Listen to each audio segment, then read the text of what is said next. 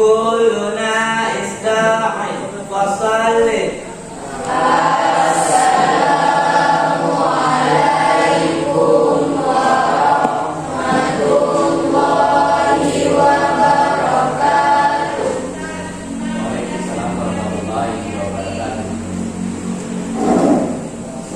Baik anak-anak sekalian, apa kabar? Sehat? Ya. Ada yang nggak hadir hari ini? Ada. Satu orang ya? Kenapa? Sakit? Sakit kecapean mungkin kemarin ya, habis acara apa kemarin? Maulid ya. Baik, sebelum kita memulai pembelajaran kita hari ini, alangkah baiknya kita awali dengan berdoa secara bersama-sama terlebih dahulu. Dan kepada kekuatan memimpin doa, Bapak persilakan.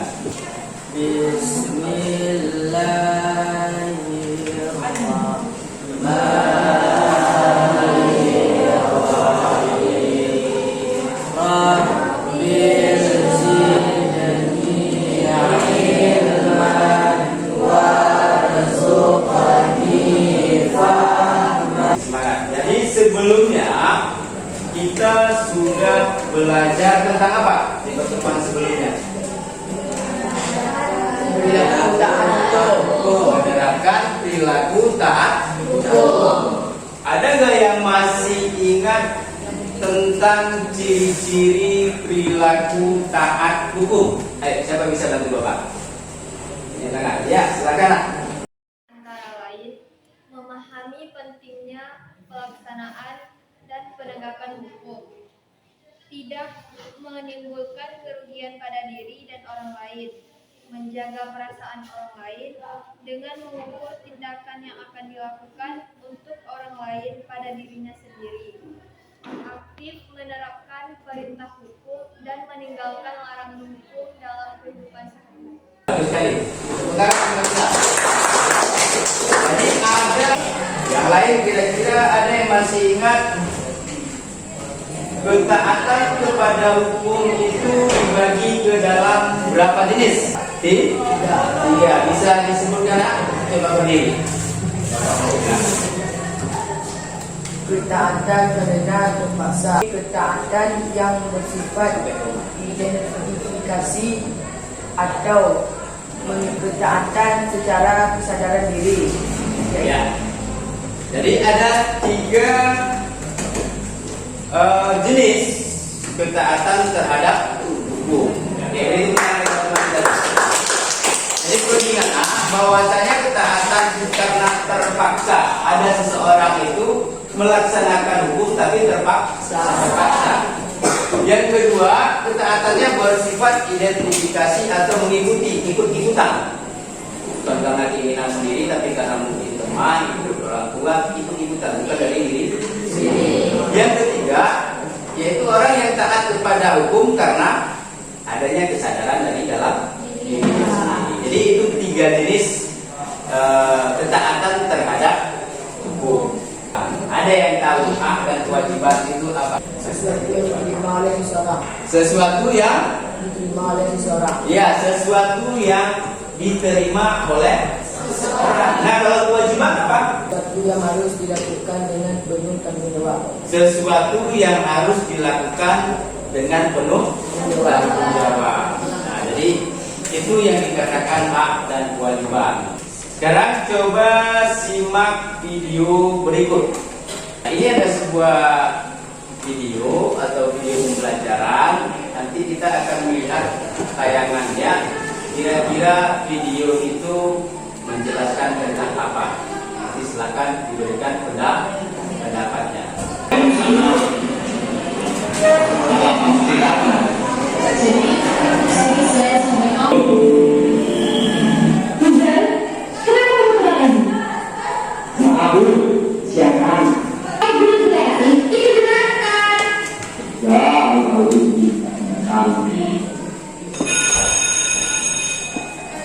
Kita gantian. Sekarang beristirahat. Oke, kasus pelanggaran hak dan pengingkaran kewajiban. Nah, seperti kita ketahui di luar sana di sekitar kita banyak terjadinya pelanggaran hak dan pelanggaran kewajiban. Adapun tujuan pembelajaran kita, tujuan dari pembelajaran kita adalah peserta didik mampu menganalisis kasus pelanggaran hak dan pengingkaran kewajiban yang bertentangan dengan peraturan perundang-undangan. Dalam pembelajaran ini nanti kita akan menggunakan model pembelajaran project based learning. Yang pertama nanti kita akan membentuk kelompok. Jadi ada 4 kelompok.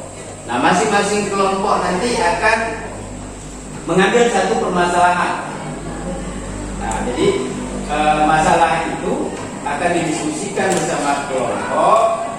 Setelah itu baru dirancang ke dalam sebuah project.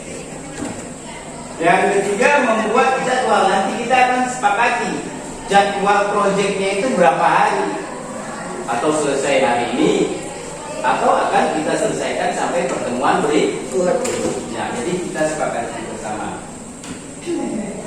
Nah, setelah proyeknya selesai, setelah tugasnya selesai, nah masing-masing kelompok nantinya akan mempresentasikan hasilnya ke depan dan akan kita diskusikan atau kita berikan tanggapan secara bersama-sama.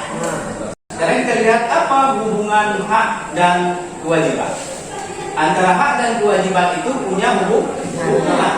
Jadi di sini hubungannya apa? Hak adalah sesuatu yang diterima, kewajiban adalah sesuatu yang harus dilakukan dengan penuh tanggung jawab. Jadi setiap warga negara mempunyai hak yang telah terjamin dan kewajiban yang dilakukan untuk mendapatkan hak tersebut. Jadi kalau kita sudah tunaikan kewajiban, otomatis kita harus mendapatkan hak. Misalnya apa contohnya? Kita bekerja. Nah, misalnya kita seperti Bapak ini.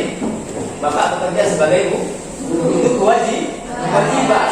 Maka karena Bapak sudah menunaikan kewajiban, maka seharusnya Bapak mendapatkan hak atas pekerjaan yang telah Bapak lakukan.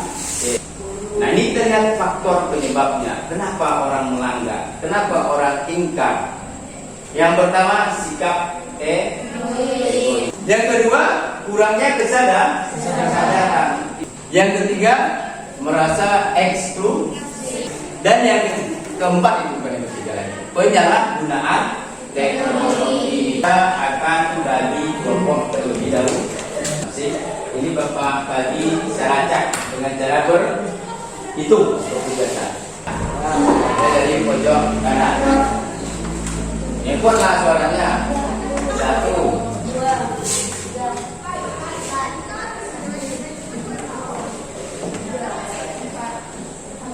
Oke, yang perempuan dulu. Yang dapat angka 1 siapa? Oke, saling lihat kawannya. Sudah bisa dilihat kawannya. Oke, yang 2. Oke, coba lihat kawannya. Sudah ingat? 3. Oke, 4. Nah, saling ingat kawannya. Sekarang kita beralih ke laki-laki biar adil. Kita mulai dari sini ya. Berhitung dari 1 sampai 4. Mulai. 2.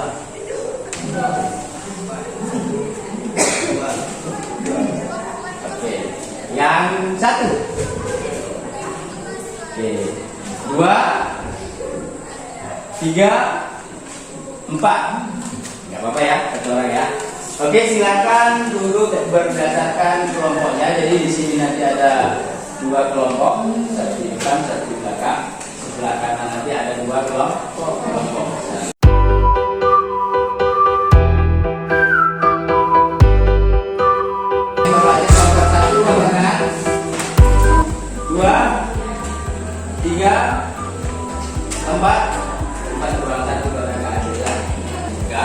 Jadi masing-masing kelompok akan mendapatkan 1 LKPD kelompok yang akan dijawab secara bersama. Nanti dituliskan nama, kelasnya, dan nama anggota kelompok. Tentukan dulu kasus yang dipilih. Lihat peraturan undang-undang mana yang mengatur tentang kasus tersebut. Yang ketiga, penyebab terjadinya apa? 1, cari penyebab terjadinya kasus tersebut. Terus dampak yang ditimbulkan apa? Dampak daripada perbuatan pelanggaran atau penyegaran tersebut apa dampaknya? Yang terakhir baru berikan solusi dari kelompok masing-masing kasusnya apa. Nah setelah itu baru buatlah proyeknya. Buat sebuah poster yang menjelaskan tentang kasus yang kalian angkat. Boleh dikeluarkan buku paketnya, silakan dikeluarkan buku paketnya.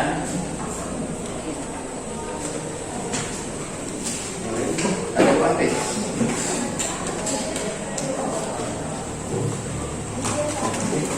Nah, oke. Baik, kalau nanti ada yang membingungkan, silakan tanyakan ke Bapak ya. Jadi silakan dikerjakan terlebih dahulu, berdiskusi dengan temannya sebelum membuat poster. Silakan diisi dulu tabel yang ada di LKPD. Seperti yang sebelumnya juga sudah Bapak sampaikan ya. Posternya nanti kita buat menggunakan Canva. Sudah pernah menggunakan semua ya? Sudah. Kita telah sepakati tugas posternya, batas waktunya di pertemuan berikutnya harus siap dipresentasikan atau di masyarakat.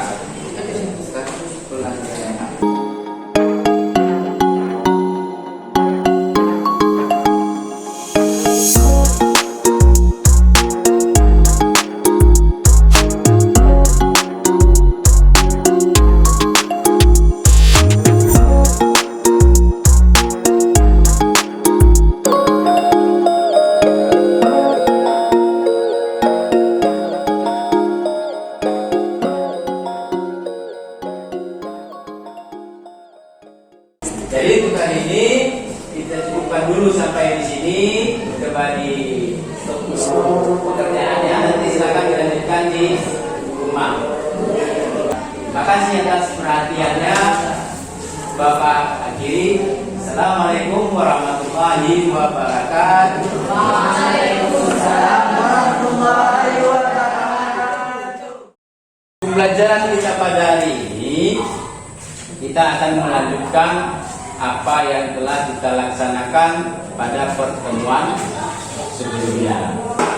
Jadi LKPD yang sudah Bapak bagikan di pertemuan sebelumnya, yang sudah kalian jawab, yang sudah kalian tuangkan ke dalam bentuk slide presentasi, nanti akan ditampilkan di monitor. Setiap kelompok akan mempresentasikannya dan menampilkan hasil kerja proyek posternya masing-masing. Langsung saja ya, kita panggil kelompok yang pertama.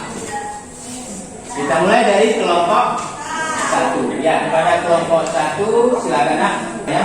Assalamualaikum warahmatullahi wabarakatuh. Waalaikumsalam warahmatullahi wabarakatuh.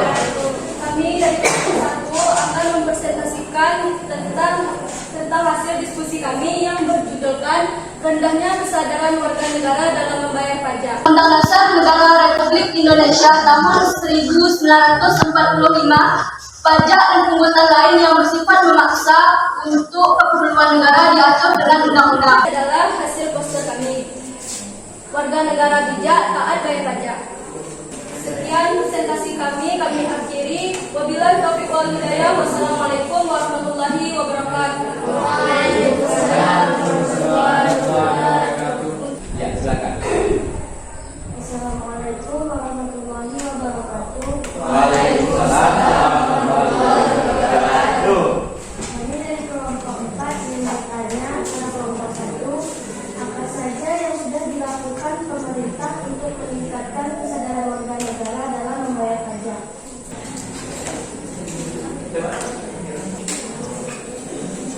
Assalamualaikum warahmatullahi wabarakatuh.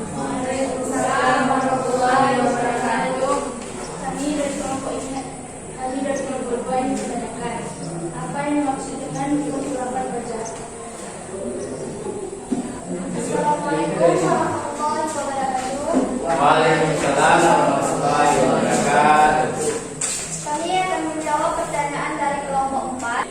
Apa saja yang sudah dilakukan pemerintah untuk meningkatkan kesadaran warga negara dalam membayar pajak? Yaitu pemerintah telah melakukan berbagai solusi untuk meningkatkan kesadaran warga untuk membayar pajak. Beberapa solusi dari pemerintahan diantaranya memberikan edukasi dan sosialisasi tentang pajak kepada warga negara. Baiklah, selanjutnya kami akan menjawabkan pertanyaan dari kelompok 2. Apa yang dimaksud dengan penggelapan pajak? Yaitu usaha seseorang untuk memanipulasi atau tidak menyampaikan semua jumlah pajaknya secara ilegal dan berusaha untuk tidak menyetorkan pungutan sesuai peraturan yang telah dibuat dan disepakati disebut penggelapan pajak. Ini yang akan kami sampaikan. Untuk sendirian dan kakak kasih cukup sekian dan terima kasih.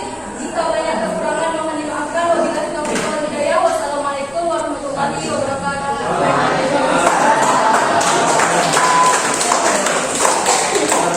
Kita lanjutkan dengan kelompok berikutnya, kelompok 2. Yang mana kelompok 2? Oke, baik. Mari sama-sama kita mendengar presentasi dari tugas kelompok 2 yang akan disampaikan oleh Adriwa dan Dahyan. Assalamualaikum warahmatullahi wabarakatuh. Waalaikumsalam warahmatullahi wabarakatuh.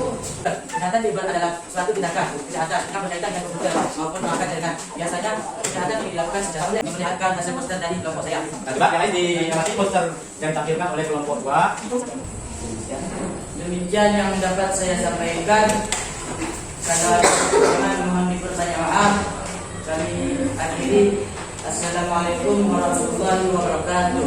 Waalaikumsalam warahmatullahi wabarakatuh.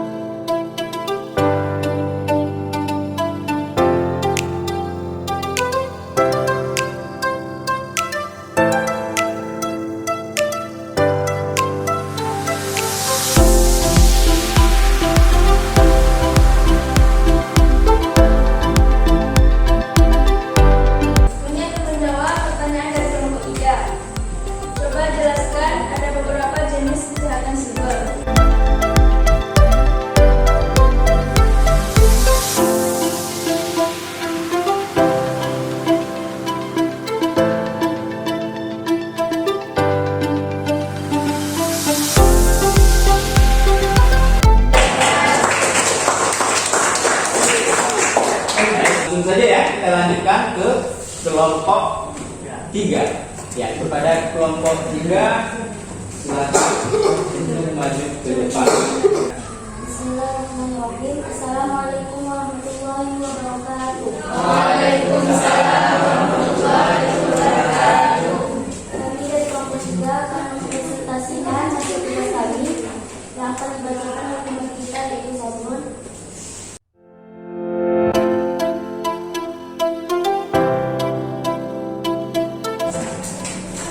Mari patuhi lalu lintas keselamatan bersatu. Fakta kecelakaan lalu lintas. 1. Indonesia termasuk dalam negara dengan risiko kematian tertinggi di dunia akibat kecelakaan lalu lintas.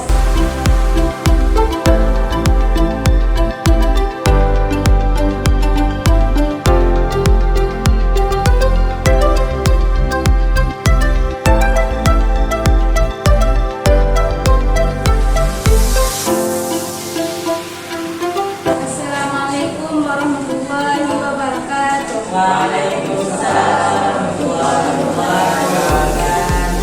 Baiklah, kami akan menjawab dari pertanyaan kelompok 4. Pertanyaannya, mengapa pengguna jalan harus bertanggung jawab atas hak dan kewajiban di jalan raya?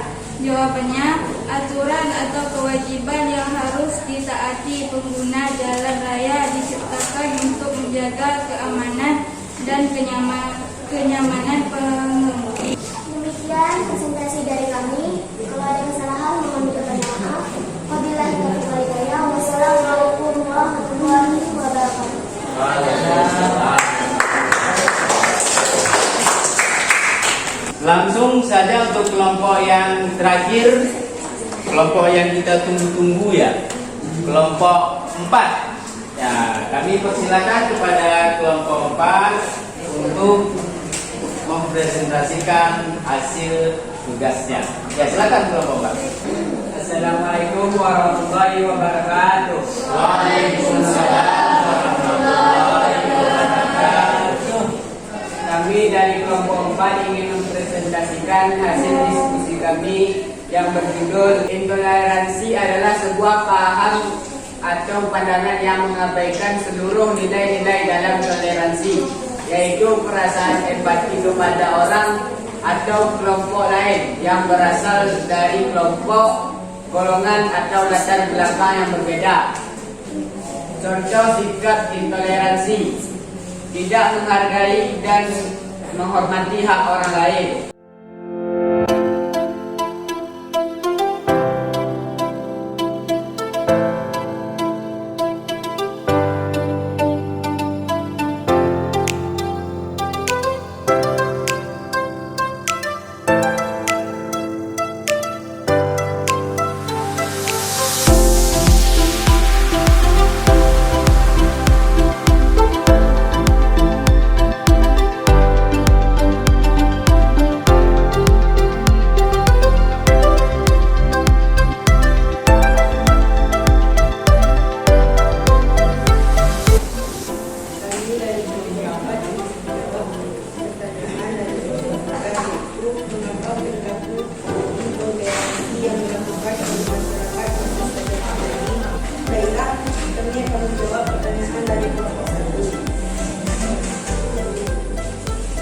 Apakah intoleransi bisa dikatakan radikalisme?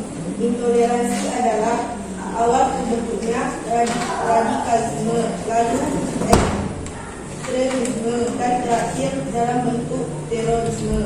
Artinya, intoleransi adalah benih dari radikalisme dan terorisme. Apakah bisa dipahami?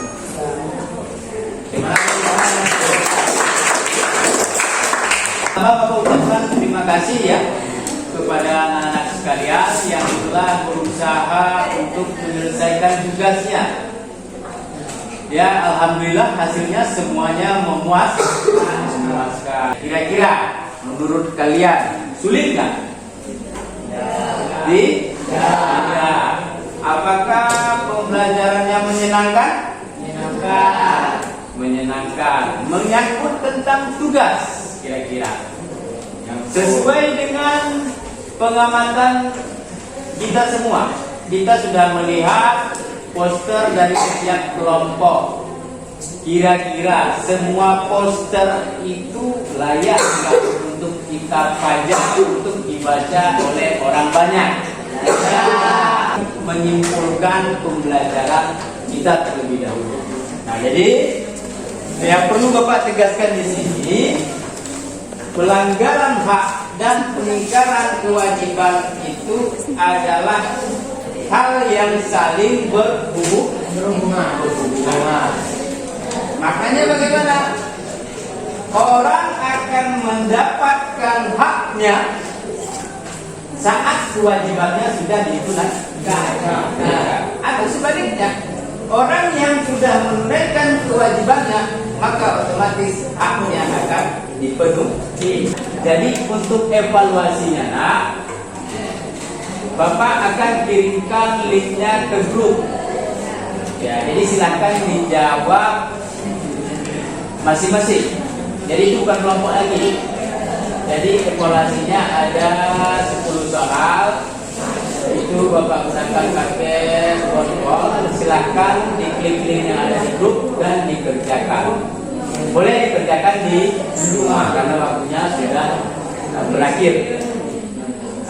Baik, untuk mengakhiri pembelajaran kita pada hari ini, seperti biasanya juga karena kita membukanya dengan doa, maka mari sama-sama kita mengakhiri pembelajaran kita ini dengan mengucapkan Alhamdulillahirabbil alamin. Terima kasih untuk anak-anak sekalian. Silakan belajar di rumah untuk nanti yang akan datang. Sampai bertemu lagi di pertemuan berikutnya. Tetap jaga kesehatan dan tetap hadir bersekolah. Nah, mungkin sampai di sini dulu yang bisa kita bahas pada hari ini. Bapak akhiri dengan mengucapkan Assalamualaikum warahmatullahi wabarakatuh. Waalaikumsalam.